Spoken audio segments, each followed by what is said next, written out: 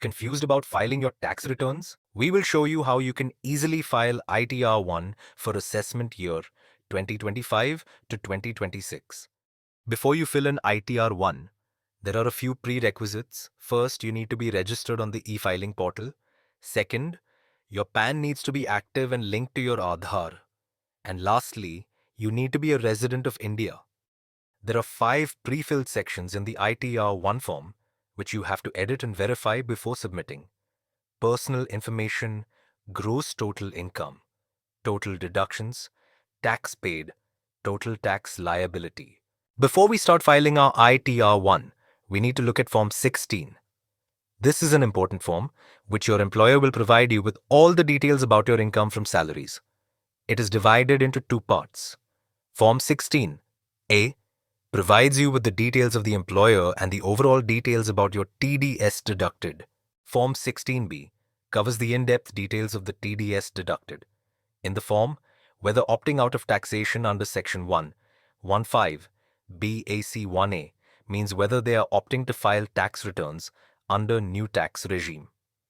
The latter part of the form shows us the exceptions and deductions which have been applied. If you are a senior citizen, then you can refer to Form 16B, Annexure 2 for your TDS details. Now that we know our TDS details, let's head to filing our ITR-1. The first step is to register on the e-filing portal.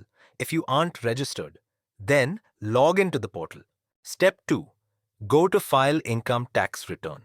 Click on the e-file tab. Income Tax Returns. File Income Tax Return. Step 3. Select the right assessment year. Select assessment year as AY 2025-26 if you file for FY 2024-25. Select the filing type correctly as original return or revised return. Step 4. Select the status as individual. Step 5. Selecting the ITR type. We will select ITR-1 and click on Proceed. Step 6. Choose the reason for filing ITR. In the following step, you will be prompted to specify the reason for filing your returns.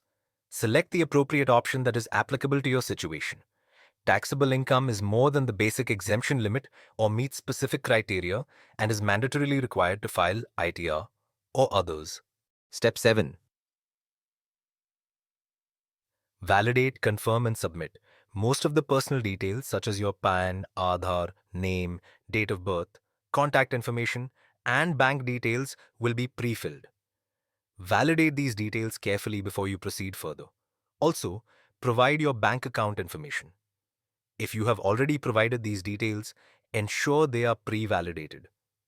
As you proceed step by step, ensure to disclose all relevant income, exemptions, and deduction details. Most of your information will be pre-filled based on the data provided by your employer, bank, etc. Review the information carefully to ensure it is correct. Confirm the summary of your returns, validate the details, and make the payment of balance taxes, if any. Final step. E-Verify ITR. The last and crucial step is to verify your return within the time limit, 30 days. Failing to verify your return is equivalent to not filing it at all.